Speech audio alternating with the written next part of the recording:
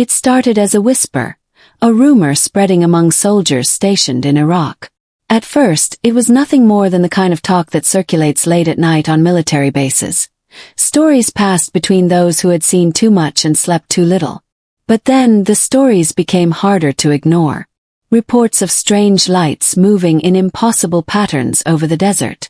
Silent, disc-shaped objects appearing and vanishing in an instant. And then there were the disappearances. The official narrative was clear. Routine patrols gone wrong, mechanical failures, insurgent ambushes. But those on the ground knew better. Something was happening, something beyond human explanation. And the more people tried to ask questions, the more those questions were buried beneath classified reports and redacted documents. One of those people asking questions was Captain Daniel Reeves, a seasoned intelligence officer who had spent years in the Middle East. He had seen combat. He had seen the worst of war, but nothing had unsettled him quite like what he was about to uncover. It started with an intercepted radio transmission, something picked up by a reconnaissance drone flying over the Anbar province, an area notorious for insurgent activity. But what the drone saw wasn't a militant hideout or a convoy of armed vehicles. It was something else. Something that didn't belong. Reeves listened to the audio recording over and over again. The voices on the transmission weren't speaking Arabic or English. The language, if it even was a language, was unlike anything he had ever heard. It was almost mechanical, layered, as if multiple voices were speaking at once. And then, in the background of the static, came a noise that made his blood run cold. A deep, vibrating hum, followed by a sharp, piercing sound that cut out the transmission entirely. That was just the beginning. Over the next few days, reports from soldiers in the field started pouring in. Unidentified craft appearing over remote villages, vehicles losing power as if an invisible force had drained them of energy, strange figures seen moving in the shadows, only to vanish the moment anyone tried to approach. But the most disturbing reports were the ones that never made it to official records. Stories of entire units going dark, their last transmissions filled with panic and confusion before they were never heard from again. Reeves knew better than to bring his concerns up the chain of command. He had seen what happened to those who asked too many questions. Careers were destroyed. Some were reassigned to dead-end positions. Others simply disappeared. And yet he couldn't let it go. The more he dug, the more he realized that this wasn't new. This had been happening for years, possibly decades. The deeper he went, the more it became clear that the United States government wasn't just aware of these events. They were actively covering them up. Classified reports dating back to the early 2000s detailed encounters eerily similar to the ones happening now. Even more chilling, some of these reports weren't written by military personnel at all. They came from civilian contractors, private defense firms operating under the radar, gathering intelligence on something they refused to name. Reeves wasn't sure who he could trust anymore. His every move was being monitored. His attempts to reach out to former colleagues were met with silence. And then the warnings started. Anonymous messages left on his phone. A black SUV parked outside his apartment for hours at a time. Someone was watching him, making sure he stayed quiet. But he wasn't about to be silenced. Not when he had seen the footage. Late one night, using a secure channel, he managed to retrieve drone footage that had been classified beyond top secret. It was taken near a remote desert town, a place where, according to official records, nothing of significance had ever happened. But what he saw on that screen changed everything. A group of soldiers, heavily armed, standing in formation. Their weapons were drawn, aimed at something just beyond the frame. The timestamp on the footage indicated that it was taken just before sunrise. The camera panned, slowly revealing what they were up against. And then static. The footage cut out. Reeves rewound it, playing it frame by frame. Just before the feed went dead, there was a split second, a single frozen frame where something appeared. Not a person. Not an aircraft. Something else. Something not of this world. And then the screen went black. Reeves stared at the frozen frame on his screen. His pulse pounding in his ears. His hands hovered over the keyboard, hesitating. He had seen things in war, things that would haunt him for the rest of his life, but this was different. This was something no military training could prepare him for. He played the footage again, watching as the soldiers stood motionless, their weapons raised. Then the static took over. He leaned back in his chair, exhaling slowly. His office was dark except for the glow of his laptop. The clock on the wall read 3:42 a.m. The weight of exhaustion settled over him, but there was no way he was sleeping now. Not after what he had just seen. He rubbed his face, trying to piece everything together. The footage wasn't just disturbing, it was impossible.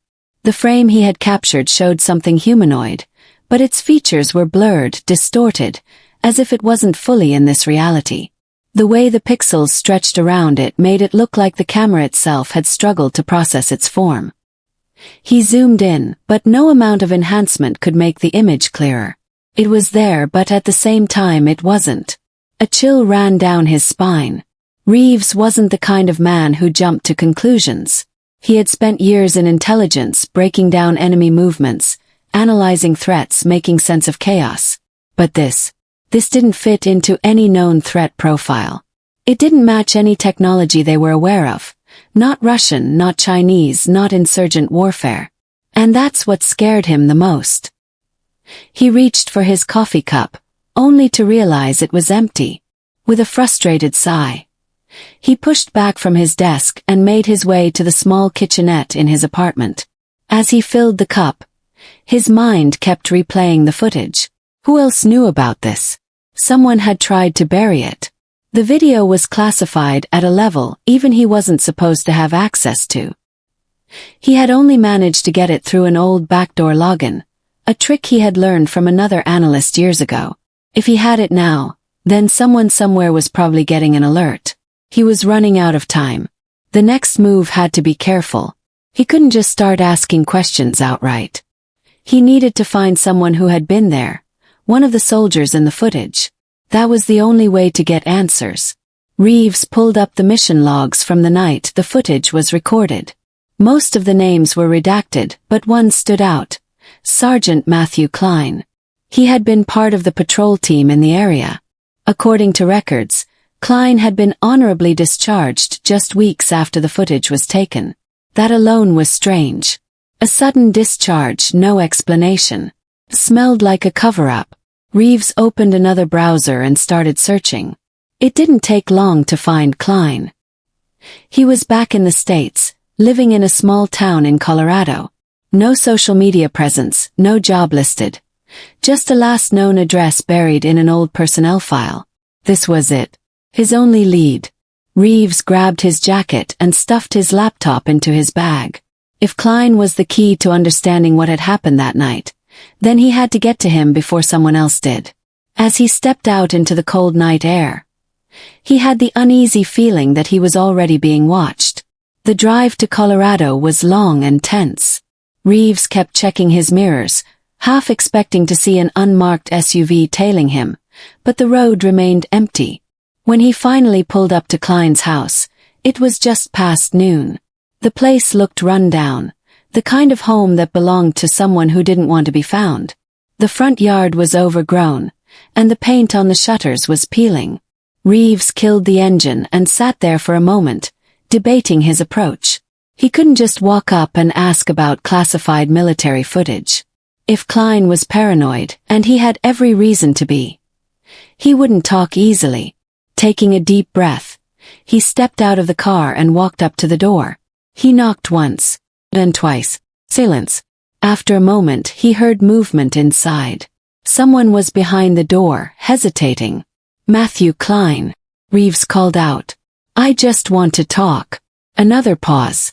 Then, the door cracked open just enough for Reeves to see a wary pair of eyes staring at him. Who are you? Klein's voice was hoarse, like he hadn't spoken much in a while. My name's Daniel Reeves. I used to work in military intelligence.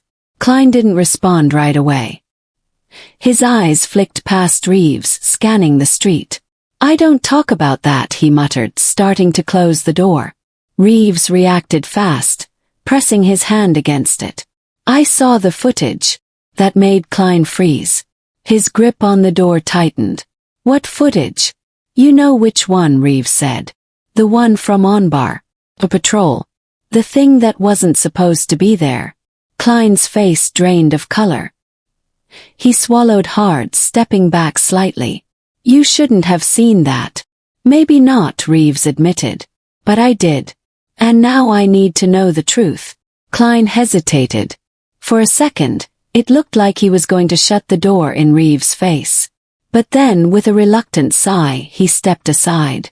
Come in, he said quietly. But if they find out we're talking, we're both dead. The inside of Klein's house was just as run down as the outside. The blinds were shut, keeping the place dim even in the middle of the day. A single lamp flickered in the corner. On the coffee table, empty beer cans were stacked next to a loaded handgun. Klein sat down heavily on the couch, rubbing his hands over his face. He looked exhausted, like someone who had been running from something for a long time. You saw the footage, he said, his voice low. But you didn't see everything. Reeves pulled up a chair. Then tell me what I missed. Klein exhaled shakily. That night, it wasn't a routine patrol. They told us we were securing an abandoned compound. That was a lie. We were sent there because of the sightings. Reeves leaned in. The sightings? Klein nodded. Locals had been reporting strange things. Lights in the sky. People disappearing. The kind of stuff command usually ignores. But this time they didn't. Reeves frowned. Why? Because it wasn't just civilians disappearing. Klein's eyes darkened. It was our guys. Whole squads, gone without a trace. Reeves felt a chill creep up his spine. What did you see out there? Klein's hands clenched into fists. We weren't alone. We never were. Before Reeves could press him for more, the floorboards outside creaked. Both men froze. Someone was here. Klein didn't move. His eyes flicked toward the handgun on the coffee table, but he didn't reach for it yet. Reeves slowly turned his head toward the front window, straining to hear beyond the pounding of his own pulse. The house was dead silent. No footsteps, no voices. Just the feeling, heavy and suffocating, that someone was standing just outside listening. Reeves motioned for Klein to stay quiet and rose from his chair, moving carefully toward the window. He lifted one slat of the blinds just enough to peek through.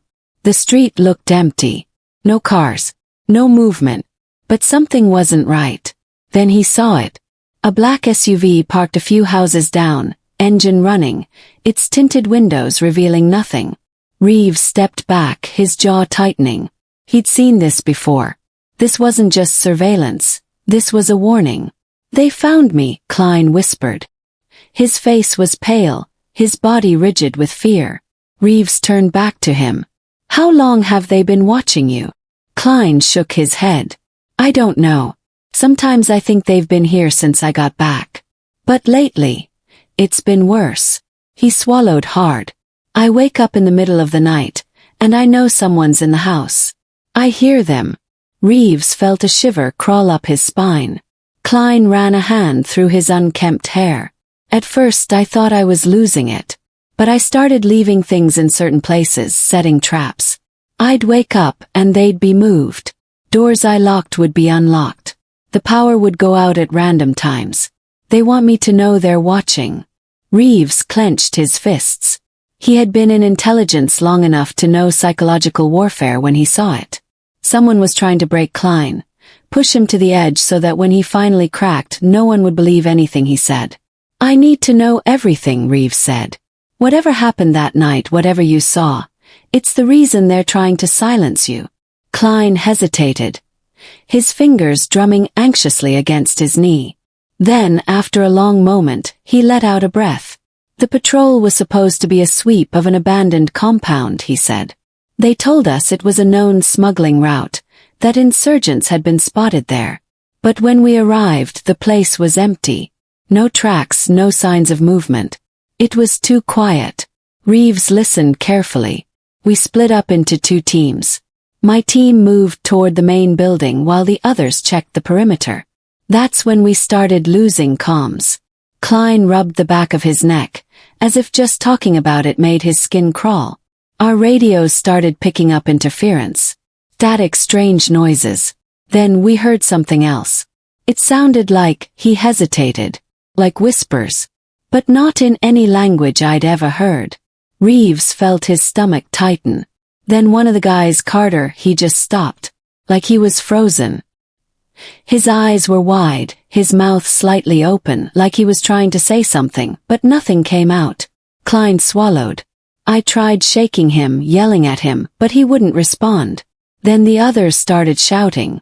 When I turned around, his voice faltered. Reeves leaned forward. What did you see? Klein stared at the floor, his hands gripping his knees. They weren't human, he finally said. His voice barely above a whisper. The words sent a chill through Reeves. Klein squeezed his eyes shut, like he was trying to block out the memory. I don't know how to describe them. It's like they weren't fully there, like their bodies flickered in and out of focus. But they were tall, unnaturally thin, and they moved fast. Too fast. Reeves remained silent, letting Klein continue. We opened fire, Klein said. We didn't know what else to do. But our bullets, they didn't do anything. They passed right through them like they weren't solid. Reeves felt the weight of those words settle over him. He had read about encounters like this before. Classified reports buried deep in intelligence archives. But hearing it firsthand was different. And then, Reeves asked. Klein's hands were trembling now. That's when the screaming started. He paused, staring into the distance like he could still hear it. They took Carter first. 1 second he was standing there, frozen. The next he was just gone. No flash of light, no explosion, just gone. Reeves felt his heartbeat quicken. Then the others started dropping. One by one. Some of them just disappeared. Others, Klein's voice caught in his throat. The ones who didn't disappear. They changed. Reeves narrowed his eyes. Changed how? Klein looked at him, his expression haunted. Their eyes. Something took over them. Their bodies moved, but they weren't in control anymore. And then they turned on us. Reeves exhaled slowly, his mind racing. Klein wiped a hand over his face. I don't know how I got out. 1 minute I was fighting, trying to pull one of my men back, and the next thing I knew I was waking up outside the compound, alone. No signs of a battle. No blood. Just my radio crackling with that same whispering sound. Reeves sat in silence, absorbing everything. They made sure no one would believe me, Klein said. When I got back to base, they told me I was being discharged for psychological distress. They wrote off everything I said. Told me I must have had a breakdown. He laughed bitterly. But they knew. They knew what was out there. And they let it happen. Reeves clenched his jaw. If what Klein was saying was true, then this wasn't just a cover-up. It was something much bigger. He glanced toward the window again. The SUV was still there, waiting. Klein noticed. We don't have much time. Reeves nodded. He pulled out a small notepad and scribbled down a name. There's someone I need you to meet. A journalist. She's been chasing this for years. If we go to her, we might be able to blow this open. Klein took the note hesitantly. And if they stop us before we get to her? Reeves met his gaze. Then we'll know just how far they're willing to go to keep this buried. A heavy silence hung between them. Then, without another word, Reeves stood and headed for the door. Klein followed. They didn't look back. The air outside felt thick, heavy with the kind of tension Reeves knew all too well. He and Klein moved quickly, sticking to the shadows as they made their way toward his car. The SUV was still there, its dark presence looming at the end of the street.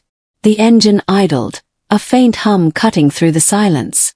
Someone was inside, watching, waiting. Reeves motioned for Klein to keep his head down. If they were going to make it out of here, they had to move fast. He unlocked the car, and as soon as the doors shut behind them, he started the engine. The moment the headlights flickered on, the SUV's brake lights glowed red. They weren't alone. Klein gripped the dashboard, his breath shaky. They're going to follow us. I know, Reeves muttered, throwing the car into gear. Let's make sure they have to work for it.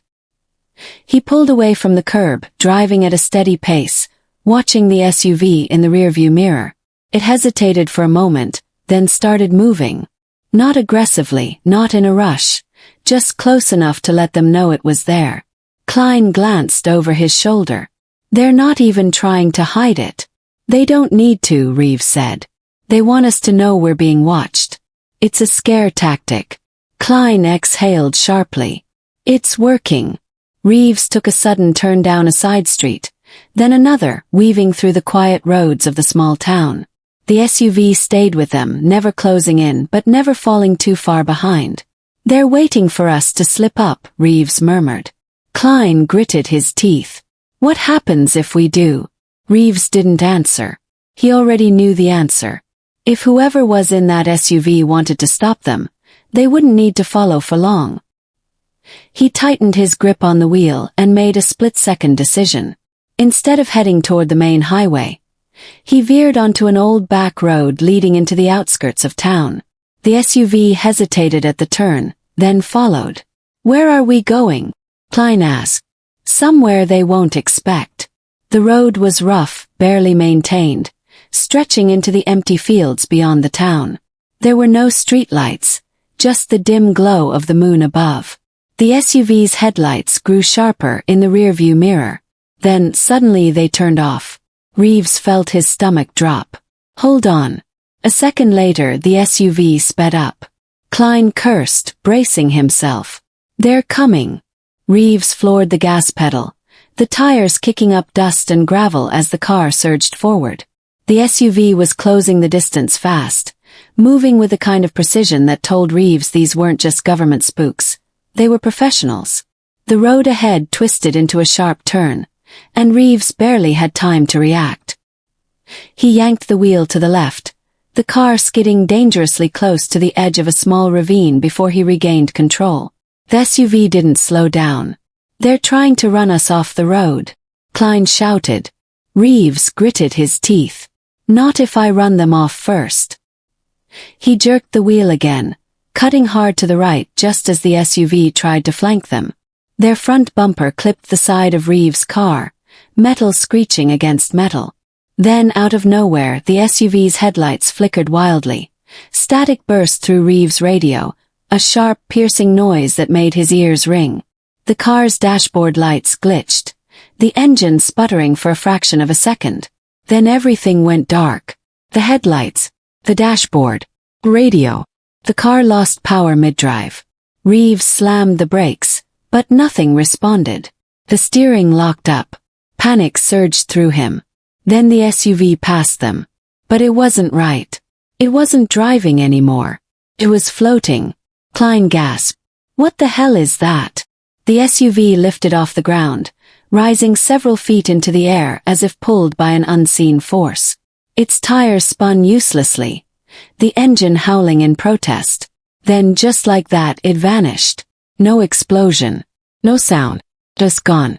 The car lurched forward as power suddenly returned. Reeves gripped the wheel, fighting to regain control before they went off the road. The tires screeched as he barely managed to swerve back onto the dirt path. Then silence. The only sound was their own ragged breathing.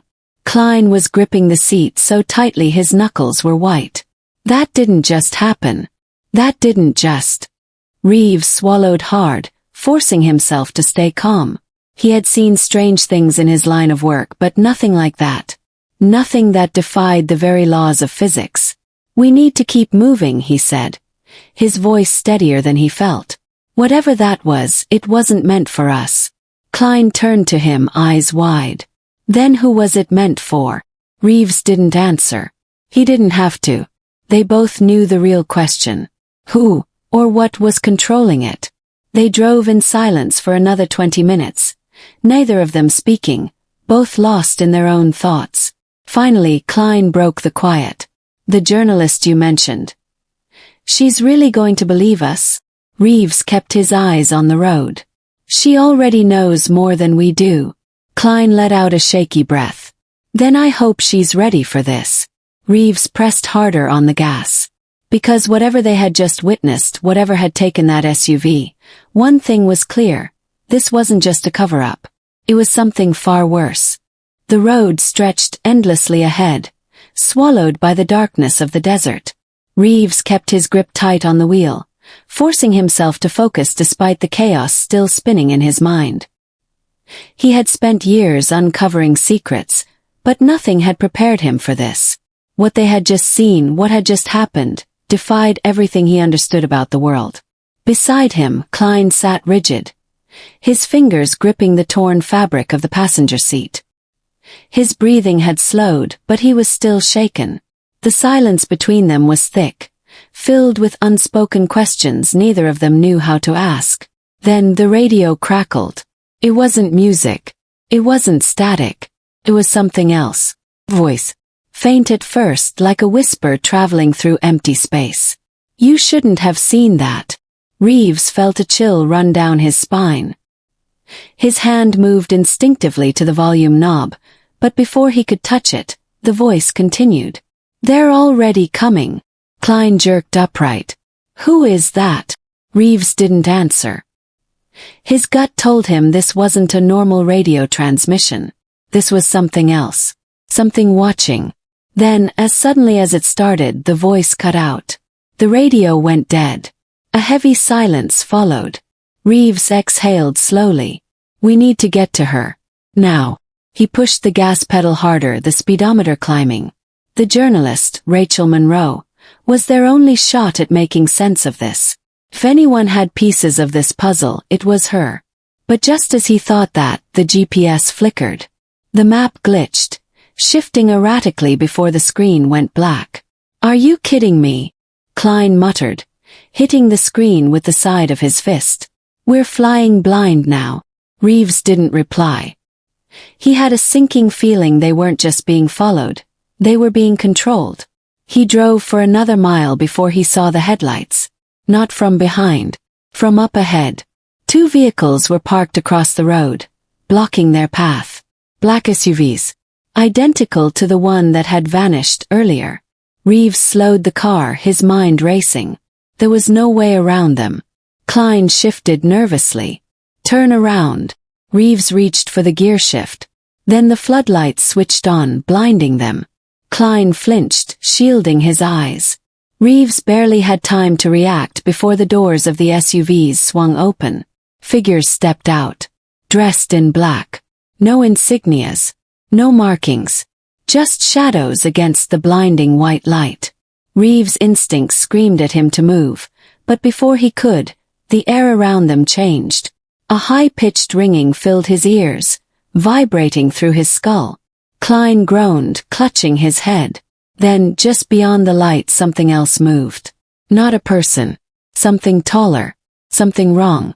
Reeves' vision blurred, the world around him warping like heat waves off desert pavement. Shapes twisted and flickered at the edges of the light, shifting between visibility and nothingness. Then the figures advanced. Not the men.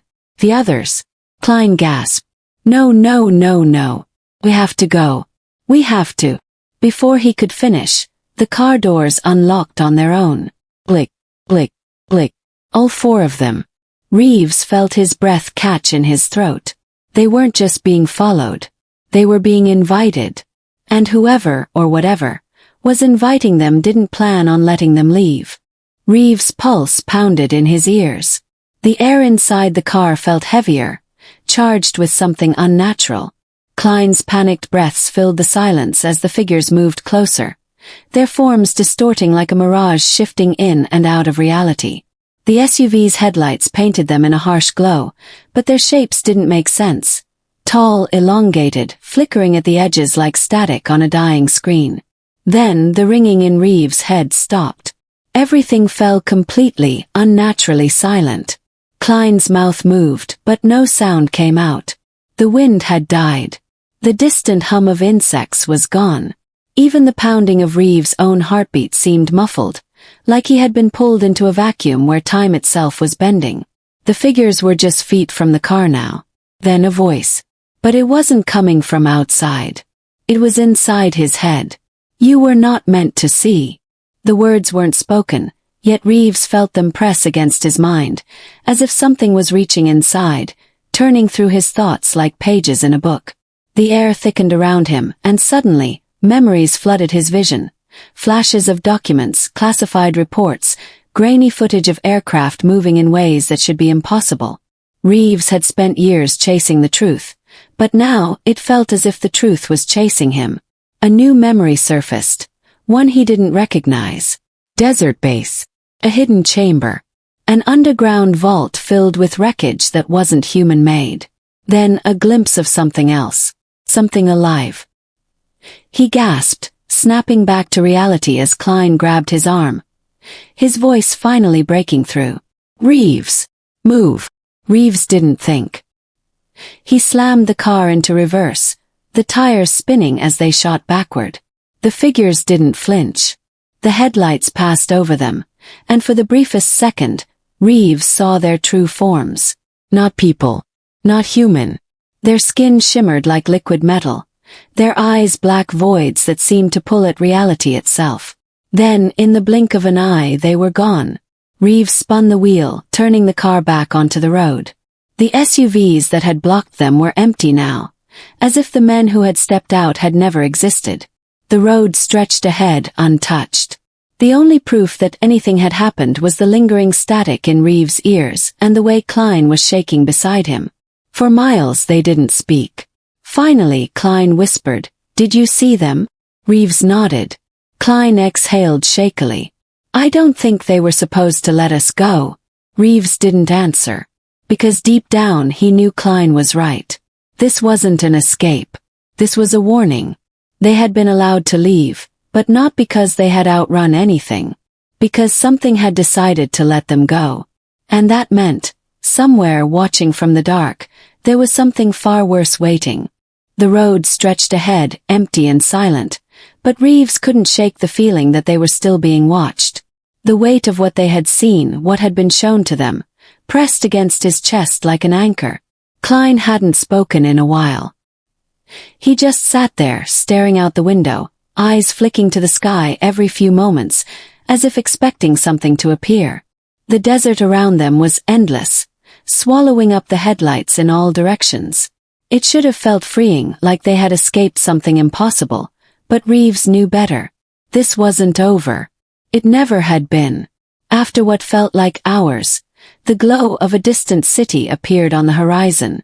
Reeves let out a slow breath, his fingers aching from gripping the wheel too tightly. Klein shifted in his seat. So what now? Reeves didn't have an answer. They had been chasing the truth, thinking they could expose something hidden. But the truth wasn't just hidden, it was controlled. Whatever they had seen tonight, whoever or whatever was behind it, had let them go. That meant there were rules. A game being played at a level they couldn't even begin to understand. "We find Rachel," Reeves finally said. "We tell her everything." Klein scoffed. "And then what?" "We disappear. Get shut down. You saw what they can do." Reeves tightened his jaw. He had spent his life chasing stories, exposing lies, unraveling mysteries that people in power didn't want uncovered. But this was different. The weight of it was too big. It wasn't about governments or cover-ups anymore. It was about something much larger. The lights of the city grew closer. It wasn't much, just a small town off the highway, the kind of place where no one asked too many questions. They pulled into an old gas station on the outskirts, the neon sign flickering weakly against the night sky. Reeves killed the engine but didn't move. Klein let out a breath and rubbed his face. "I need a drink," he muttered. Reeves nodded, but his mind was elsewhere. He reached into his jacket and pulled out his phone, hands still unsteady. He had a single missed call from an unknown number. Voicemail. He hesitated, then pressed play. First there was nothing but static. Then a voice, soft, distant, like it was coming from another room. "You don't understand what you're part of."